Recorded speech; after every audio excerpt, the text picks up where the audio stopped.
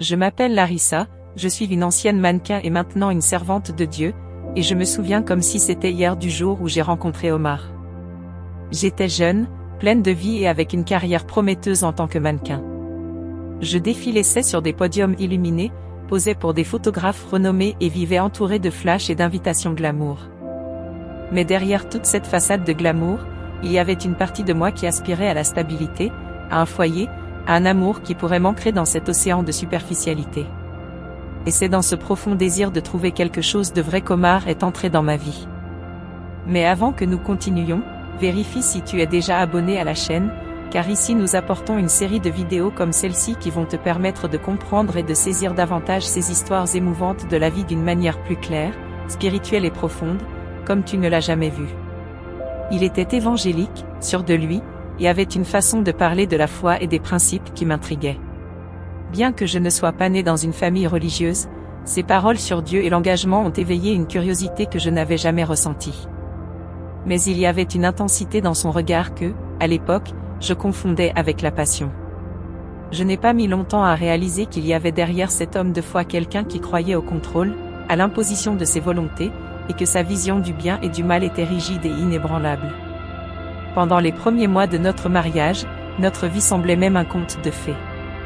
Omar aimait montrer à ses amis et à sa famille qu'il avait conquis une femme que beaucoup admiraient sur les panneaux publicitaires et dans les magazines. Mais petit à petit, le masque a commencé à tomber. Sa dévotion à la foi n'était pas seulement un fondement, mais un mur qui nous séparait. Il voulait façonner tout ce qui l'entourait, et moi, avec mon esprit libre et ma carrière qui me menait dans tant d'endroits, je suis devenue une source constante de jalousie et de méfiance. Je me souviens d'une nuit où je revenais d'un événement, encore ébloui par les lumières et avec un sourire fatigué sur les lèvres. En ouvrant la porte de la maison, j'ai trouvé Omar qui m'attendait, son visage sombre comme une tempête. Avant que je puisse dire quoi que ce soit, il a commencé à crier, m'accusant d'être entouré d'hommes, de flirter, de chercher de l'attention qui n'était pas la sienne. J'ai essayé d'argumenter, d'expliquer que c'était mon travail, que c'était juste un rôle, mais les mots tombaient comme des pierres au sol. Avec le temps, les disputes se sont intensifiées et les regards furieux se sont transformés en actes. Le toucher ferme de sa main, autrefois tendre, est devenu douloureux. Les paroles qui m'avaient un jour promis un amour éternel se sont transformées en épines qui me déchiraient. Je me voyais prisonnière d'un cycle de violence qui avait des hauts et des bas, des jours où il se mettait à genoux, me demandant pardon, promettant un changement avec des larmes que je voulais croire sincères, suivis de jours où chaque geste de ma part était un prétexte à la colère. Le point de rupture est arrivé un jour ensoleillé, ironiquement. J'étais assise dans le parc, observant des enfants courir et rire avec une liberté que je ne ressentais plus. Mes mains tremblaient en essayant de taper un message à une amie, l'une des rares personnes qui savait ce que je vivais. À ce moment-là, j'ai compris que ma vie ne pouvait pas continuer ainsi. Je devais choisir entre rester dans une prison où j'étais coupable simplement d'exister ou chercher une issue, un chemin pour me retrouver et retrouver la femme qui, des années auparavant, se laissait émerveiller par les lumières des podiums. La trahison a été le coup de grâce, la preuve que la toxicité ne venait pas seulement de sa jalousie, mais d'une hypocrisie qui rongeait ce qu'il restait de notre mariage. J'ai découvert, par un message oublié dans son téléphone, qu'il n'était pas fidèle à son image d'homme de foi et de rectitude. J'ai ressenti un vide profond, mais aussi un éclair, une sorte de vérité qui me libérait. Quitter Omar n'a pas été facile. Il y a eu des nuits où la peur m'a empêché de fermer les yeux, mais en même temps, j'entendais l'espoir m'appeler, cette voix intérieure qui me disait que je méritais plus. Après avoir pris la décision de quitter Omar, j'ai commencé à reconstruire ma vie avec des pas prudents, encore en train de guérir des blessures invisibles qu'un mariage toxique avait laissées. J'étais déterminée à redécouvrir la femme que j'étais avant toute cette douleur, mais j'avais aussi le désir de me sentir renouvelée, d'effacer les marques du passé qui se reflétaient sur mon visage et mon corps. C'est alors que j'ai pris la décision de subir une chirurgie esthétique. Je pensais qu'un simple ajustement m'aiderait à laisser derrière moi tout ce qui me rappelait cette période si difficile. Le jour de la chirurgie est arrivé, et je suis entrée dans la clinique avec un mélange d'anxiété et d'espoir. Tout semblait si ordinaire, des lumières vives, l'odeur de désinfectant dans l'air, des médecins et des infirmiers avec des sourires rassurants. L'intervention devait être rapide, un petit ajustement, rien de préoccupant. Je me suis allongée sur la table d'opération, et la dernière chose dont je me souvienne, c'est l'infirmière qui tenait ma main pendant que l'anesthésiste me disait de compter jusqu'à 10. J'en étais au 5 avant que l'obscurité ne m'envahisse. Ce qui s'est passé ensuite est quelque chose que je ressens encore sur ma peau chaque fois que je ferme les yeux. Ce n'était pas un rêve, ni ces scènes que l'on voit dans les films. C'était plus réel que tout ce que j'avais déjà expérimenté. D'abord, j'ai ressenti une légèreté, une sensation de ne plus être attaché à mon corps. Pendant un moment, j'ai vu mon propre corps allongé sur la table, entouré des médecins qui couraient dans tous les sens, des visages tendus, la voix de l'un d'eux criant des ordres urgents. J'étais là et, en même temps, ailleurs. C'est alors que tout a changé. La chaleur m'a envahi d'une manière qui n'était ni naturelle ni physique, mais quelque chose qui brûlait de l'intérieur vers l'extérieur. J'ai ouvert les yeux ou peut-être étais-je simplement consciente et j'ai vu un endroit d'une obscurité dense, un vide suffocant qui semblait sans fin. Mais ce qui a vraiment déchiré mon âme, c'était le bruit. Des cris, des gémissements, un cri qui portait la douleur de voix innombrables, un écho de tourment traversant l'air lourd. Je savais, d'une manière ou d'une autre, que c'était l'enfer. Les images me poursuivent encore, des hommes et des femmes que je voyais, des visages tordus par le désespoir, des chaînes qui retenaient leur corps tandis qu'ils imploraient le pardon. Et parmi eux, j'ai remarqué quelque chose qui m'a coupé le souffle. Il y en avait beaucoup avec des cicatrices, des signes de procédures esthétiques.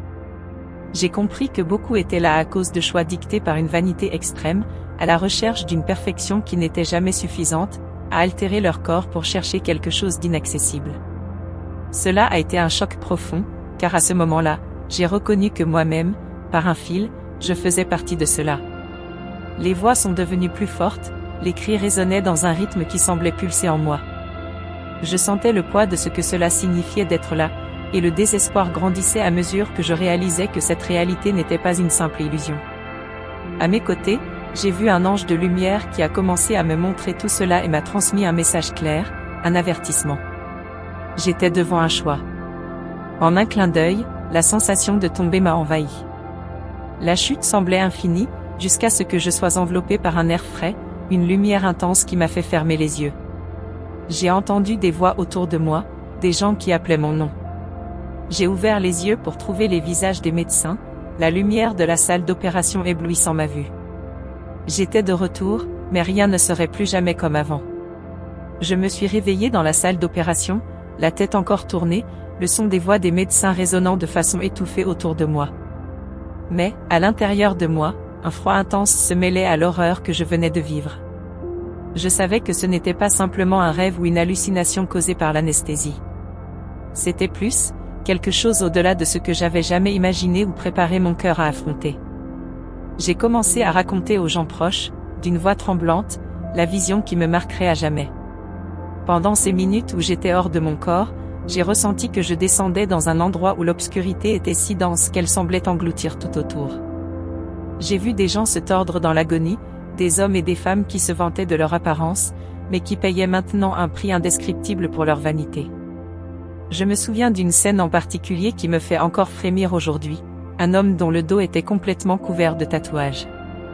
Un démon, avec un visage sculpté dans la pure malice et des yeux brillants d'un rouge incandescent, frappait son dos sans pitié.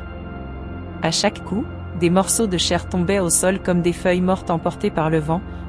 Avec une lame tranchante, le démon arrachait la peau marquée par les tatouages, exposant uniquement le squelette ensanglanté.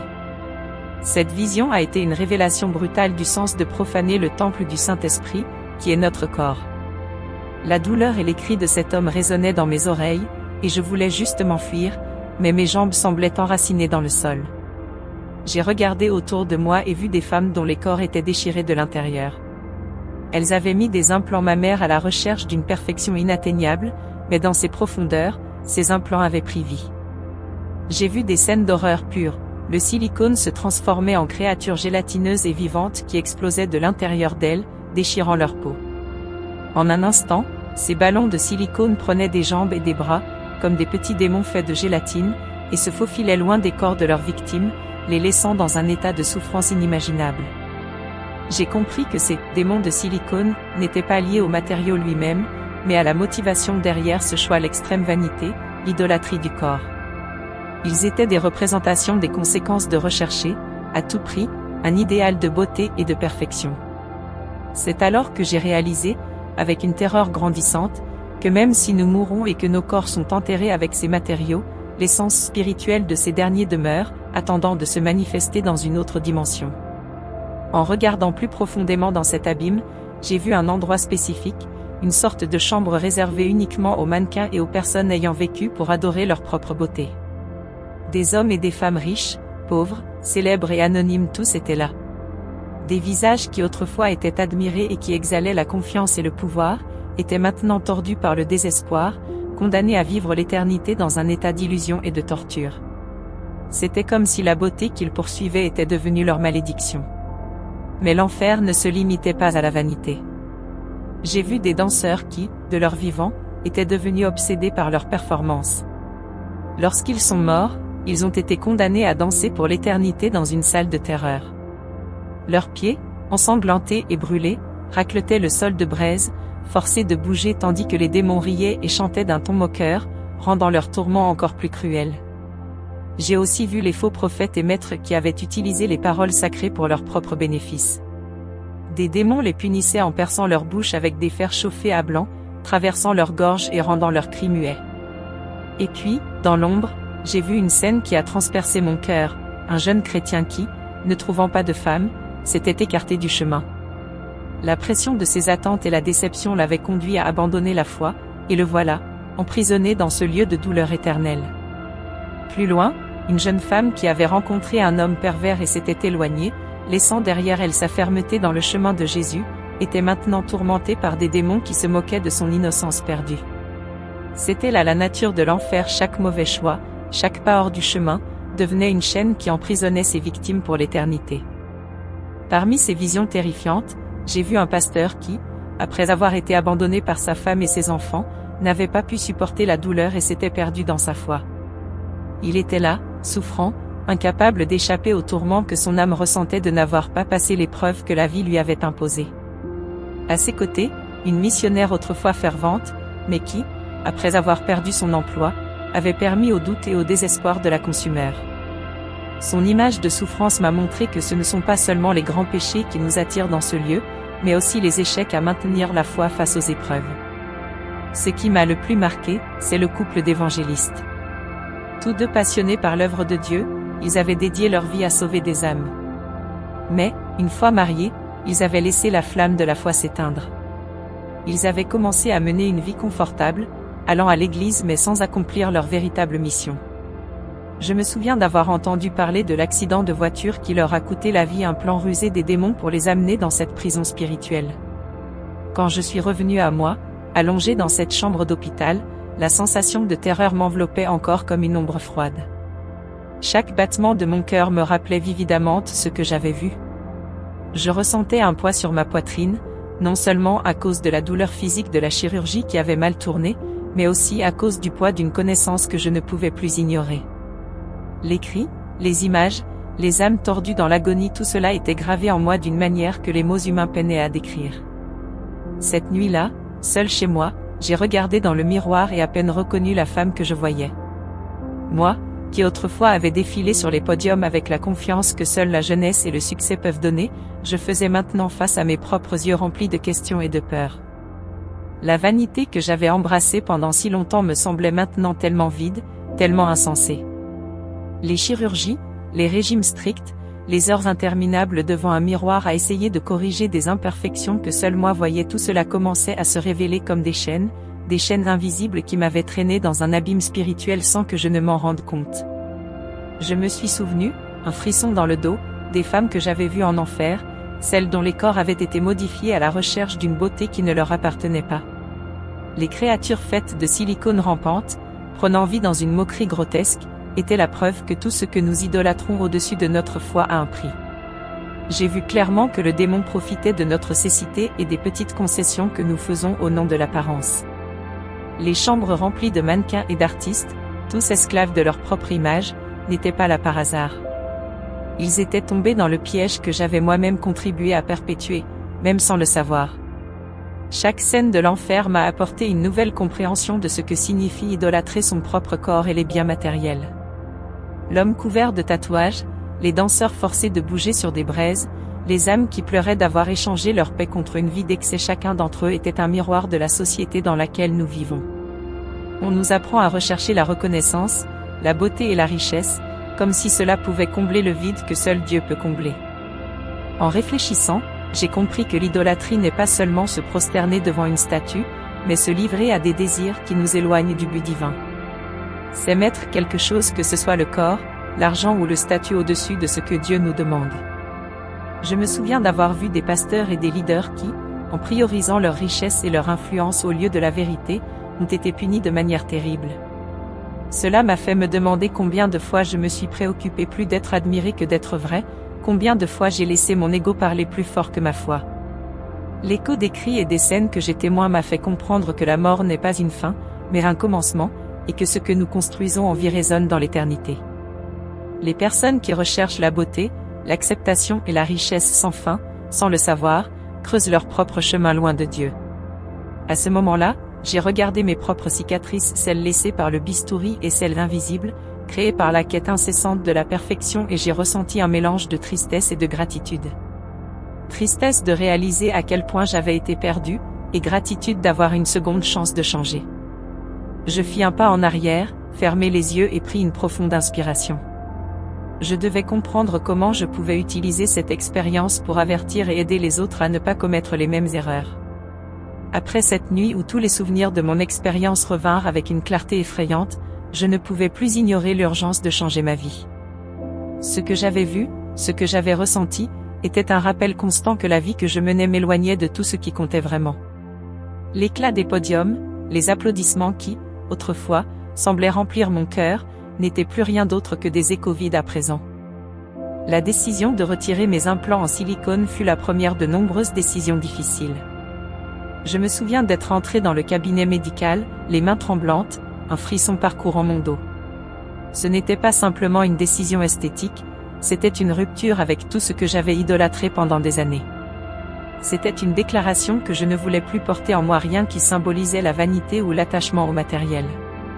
Pendant que je me préparais à l'opération, les souvenirs des femmes que j'avais vues en enfer, leurs âmes tourmentées par des prothèses vivantes, étaient un rappel net que je faisais la bonne chose. Et pour la première fois depuis longtemps, je sentais que je me libérais de quelque chose de bien plus grand que le silicone lui-même. Abandonner ma carrière de mannequin fut la prochaine étape, et cela fit plus mal que je ne l'avais imaginé. Pas à cause du glamour que je laissais derrière moi, mais à cause de la peur de l'inconnu, de qui je serais sans les flashs, sans l'approbation des autres que j'avais tant recherché. Le monde de la mode était tout ce que je connaissais, c'était mon identité, le fondement fragile sur lequel j'avais construit ma vie. Mais à présent, chaque défilé, chaque séance photo semblait une prison que j'avais décorée d'or et de lumière.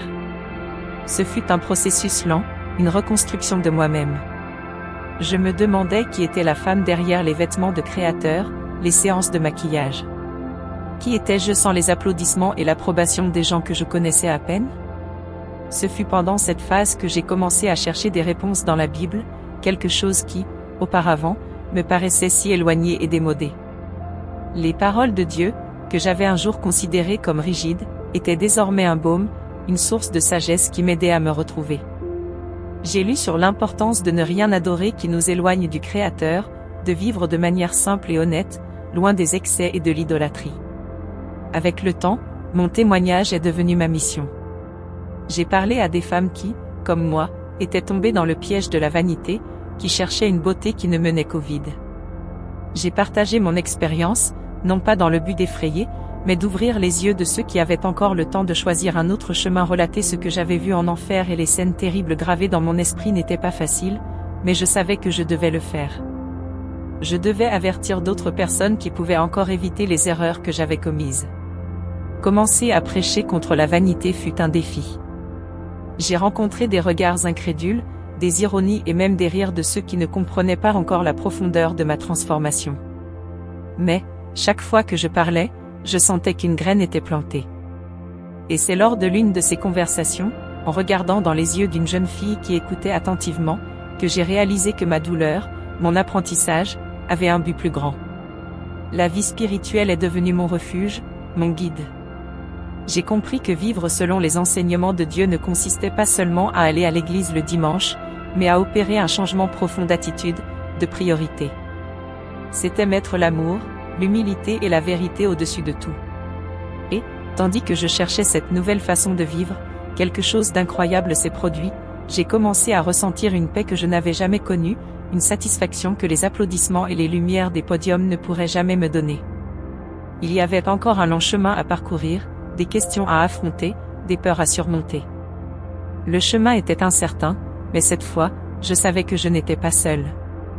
Je savais que je revenais dans les bras du Créateur, et cela m'a donné la force de continuer à avancer dans ce nouveau chapitre, avec espoir et foi. Et c'est là que tout s'est connecté, me conduisant vers une nouvelle étape de la vie et une rénovation spirituelle.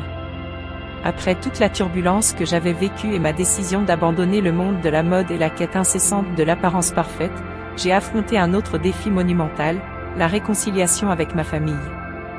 La relation avec Omar, qui avait été marquée par la jalousie, l'autoritarisme et le ressentiment, était encore une plaie ouverte, pulsante et difficile à ignorer.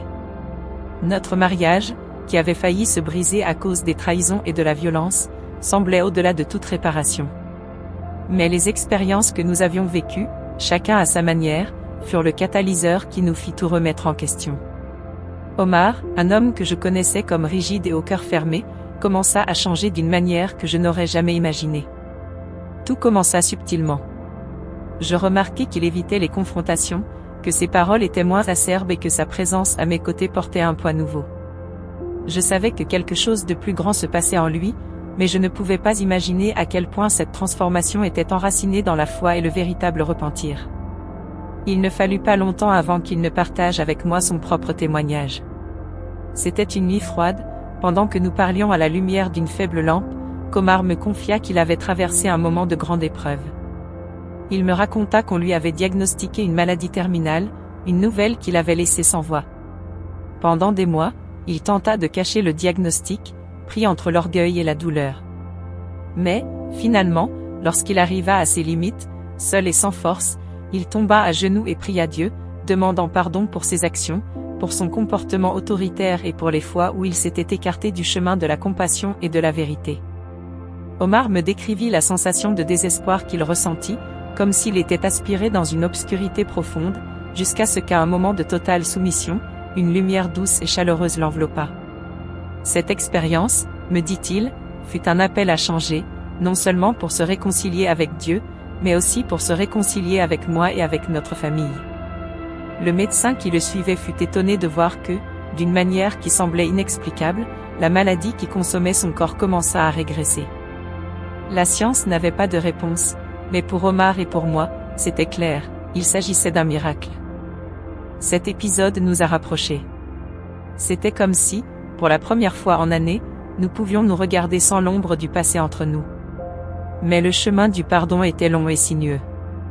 Je me souviens des nuits où nous nous disputions, non plus avec des cris, mais avec des voix tremblantes et des larmes aux yeux, revisitant chaque douleur, chaque offense. La douleur de revivre ces moments était grande, mais nous savions que c'était ainsi que nous pourrions guérir. La réconciliation n'a pas été seulement entre nous deux. Elle a également impliqué notre famille élargie, qui avait été affectée par nos conflits et nos choix. Mes parents, qui m'avaient vue si longtemps comme la fille perdue, celle qui avait échangé tout pour l'éclat éphémère, ont commencé à comprendre la profondeur de mon changement. Ils ont commencé à voir la femme qui, malgré ses défauts, voulait reconstruire des liens et chercher une vie où le pardon et la foi occupaient le centre. Nos enfants, qui avaient longtemps été témoins d'un foyer divisé, ont commencé à ressentir la différence. Les rires ont recommencé à remplir notre maison, non plus étouffés par le poids des rançures. Omar, qui un jour imposait ses croyances d'une main de fer, les partageait désormais avec douceur, et cette transformation était un exemple que même les mots ne pouvaient décrire. Il consacrait son temps à des travaux bénévoles à l'église et commença à aider d'autres hommes qui, comme lui, luttaient contre la colère et l'orgueil. Quant à moi, je poursuivais ma mission, partageant mon histoire et encourageant d'autres personnes à ne pas se laisser piéger par les pièges de la vanité et de l'idolâtrie du corps. À chaque fois que je racontais mon témoignage, je sentais que ce n'était pas seulement à propos de moi, mais de tous ceux qui étaient encore prisonniers de ces chaînes invisibles. Omar, souvent, était au premier rang, écoutant et acquiesçant, comme pour dire, oui, nous avons traversé cela et avons trouvé le chemin du retour. Mais même avec tous ces changements, je savais que le voyage n'était pas terminé. Le pardon, bien qu'il nous ait libérés, n'était que le début de quelque chose de plus grand que nous devions construire ensemble, en tant que famille et en tant que témoins vivants du pouvoir de la rédemption et de la transformation. Je me souviens encore très clairement du jour où j'ai été confronté à un choix que, pendant longtemps, j'avais craint, la tentation de revenir à la vie que j'avais laissée derrière moi. C'était un matin ordinaire, le soleil brillait à travers la fenêtre du salon, réchauffant la pièce d'une lumière douce. Je révisais quelques notes pour une conférence sur la vanité et le pardon quand j'ai reçu un message inattendu. Un ancien connu du monde de la mode, quelqu'un qui avait toujours été impliqué dans les défilés les plus prestigieux et les campagnes les plus lucratives, m'a contacté. Avec un ton amical et presque nostalgique, il mentionna une opportunité qui, à d'autres époques, aurait été la réponse à toutes mes ambitions. Un contrat à 6 chiffres pour être l'image d'une nouvelle ligne de vêtements de luxe. Réfléchis bien, dit-il, presque comme s'il était présent de l'autre côté de la pièce. Tu pourrais revenir en force. Personne d'autre ne pourrait transmettre le message de transformation aussi bien que toi. Pendant un instant, j'avoue que mon cœur s'est accéléré. L'éclat de la célébrité, la promesse de sécurité financière, et la chance de prouver que j'avais encore le pouvoir de captiver les foules, tout cela traversa mon esprit en un clin d'œil. Mais alors, une sensation familière, que je connaissais depuis cette expérience de mort imminente, refit surface au fond de ma conscience. C'était comme si une voix murmurait, « Souviens-toi de ce que tu as vu. Souviens-toi des âmes qui pleurent à l'endroit où l'ego et la vanité les ont menées. » Je fermai les yeux, pendant quelques secondes, je fus transporté à nouveau à cette vision terrifiante de l'enfer. Je vis, une fois de plus, les personnes qui avaient idolâtré leur apparence et les biens matériels, et la punition éternelle qu'elles subissaient à cause de cela. Je vis des visages familiers, des sourires faux de collègues qui, sur terre, vivaient pour montrer au monde une image parfaite, mais qui là-bas criaient de désespoir et de remords. Le souvenir de ces scènes étouffa toute étincelle de désir de revenir à l'ancien chemin. Je me levai de ma chaise, respirai profondément et refusai l'offre. Ce ne fut pas facile, et il ne s'agissait pas seulement de l'argent ou du prestige. Il s'agissait de résister à la tentation de retomber dans le piège qui m'avait presque consumé par le passé. Refuser cette offre fut un moment de réaffirmation, un choix qui disait au monde et à moi-même que le but pour lequel j'ai été sauvé et ramené à la vie était bien plus grand que ce que n'importe quel compte bancaire pourrait contenir. Cette nuit-là, en racontant à Omar ce qui s'était passé, je vis une lueur de fierté dans ses yeux. Il savait combien cette décision était importante pour moi, plus encore, pour notre cheminement ensemble. Nous avons tous deux compris que ce n'était pas seulement un refus d'une offre, mais une victoire spirituelle, un pas décisif pour sceller l'engagement que notre mission était désormais d'aider les autres à voir les pièges du monde. Je ressentis la responsabilité de partager cette histoire, non pas pour exalter ma force, mais pour montrer que nous sommes tous confrontés à des moments où la tentation se vêt de l'opportunité. Et quand ces moments arrivent, c'est notre foi qui nous guide. La vision des âmes perdues, des cris que j'ai entendus et de la souffrance que j'ai vécue, sont devenus un rappel quotidien que chaque choix compte, que chaque décision nous rapproche ou nous éloigne de la véritable paix. Mais la vie ne s'arrêta pas là. Le défi de choisir la foi plutôt que l'illusion de la gloire n'était qu'une partie d'un apprentissage continu. Et, tandis que je racontais cette expérience aux autres, leur montrant qu'il est possible de résister et de prioriser la mission de sauver des vies spirituellement, de nouveaux défis et de nouvelles leçons continuaient à émerger. Eh bien, nous approchons de la fin de cette histoire, mais avant cela, je remarque que vous n'avez pas encore mis de like sur cette vidéo, et c'est très important pour que YouTube continue à promouvoir nos contenus et que nous puissions continuer à vous alerter et vous bénir. Alors, mettez un like sur cette vidéo, c'est gratuit, merci. Continuons. Le temps passa, et à mesure que ma vie prenait une nouvelle direction, la mission qui semblait autrefois lointaine est devenue une réalité constante. Omar et moi avons commencé à travailler ensemble, apportant le message de foi et de rédemption à ceux qui, comme moi, étaient pris dans un cycle de vanité et de matérialisme, sans réaliser les conséquences éternelles de ces choix. Chaque pas que nous faisions, chaque parole que nous partagions, était comme si notre mission de vie se concrétisait enfin. Je me souviens d'une fois où nous étions dans une petite ville, lors d'un culte où tout semblait être en parfaite harmonie. Cependant, au milieu du culte, en voyant les regards vides des personnes autour de nous, j'ai réalisé que beaucoup étaient là, non pas pour écouter la parole de Dieu, mais pour impressionner les autres, pour exhiber leurs vêtements, leurs bijoux, leur vie remplie de biens matériels. Le matérialisme et la vanité étaient toujours présents, flottant dans l'air de cet endroit. Cette scène fut un tournant pour moi. Omar et moi étions assis au fond de l'église et avons commencé à discuter de tout ce que nous avions vécu. Notre histoire, notre transformation, nos chutes et nos renaissances. Comment nous avions expérimenté le vide d'une vie guidée uniquement par les apparences, la quête incessante de quelque chose qui, au final, ne procurait jamais une satisfaction véritable. Nous avons commencé à prier ensemble, demandant la force pour que notre mission soit accomplie. C'était comme si, à chaque mot, à chaque prière, nous aidions d'autres âmes à sortir des ténèbres que nous avions nous-mêmes affrontées. Avec le temps, notre mission s'est étendue. Nous avons commencé à être invités à donner des conférences, à participer à des événements, même à partager notre expérience dans des émissions de radio et de télévision. À chaque nouvelle invitation, notre cœur se remplissait de joie, mais aussi de responsabilité. C'était comme si Dieu nous utilisait comme instrument pour avertir les autres des dangers de la vanité, du matérialisme et de la quête effrénée de quelque chose qui n'était pas lui. Car, comme je l'ai vu de mes propres yeux, le matérialisme et la vanité sont des pièges, et ils peuvent emmener une personne dans des endroits terribles. Je l'ai vu personnellement. Nous avons parlé aux gens, sommes allés dans les rues, avons visité des communautés, non pas pour nous promouvoir, mais pour répandre le message de foi, d'amour et de transformation. Nous étions des témoins vivants qu'il est possible de changer, qu'il est possible de sortir des ténèbres et de marcher vers la lumière. Notre propre histoire de rédemption est devenue un phare pour ceux qui étaient perdus, luttant avec le même vide que nous avions un jour affronté.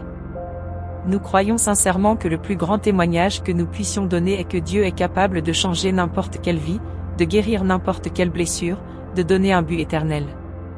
Aujourd'hui, en regardant en arrière, je vois comment chaque défi et chaque obstacle que nous avons rencontré nous ont préparés pour cette mission.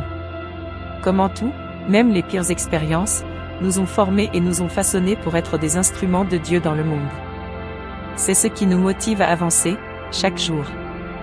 Je sais que le chemin n'est pas facile, mais je sais aussi que rien n'est plus précieux que de vivre pour la mission divine qui nous a été confiée. C'est pourquoi, si vous regardez cette vidéo, je voudrais vous faire une invitation spéciale.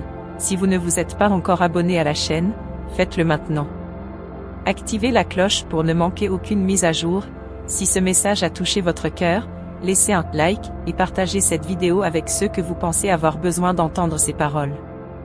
Je partage mon histoire pour que vous sachiez qu'il est possible, oui, de changer, qu'il est possible de sortir des ténèbres, et qu'il est possible de trouver la véritable paix en Christ.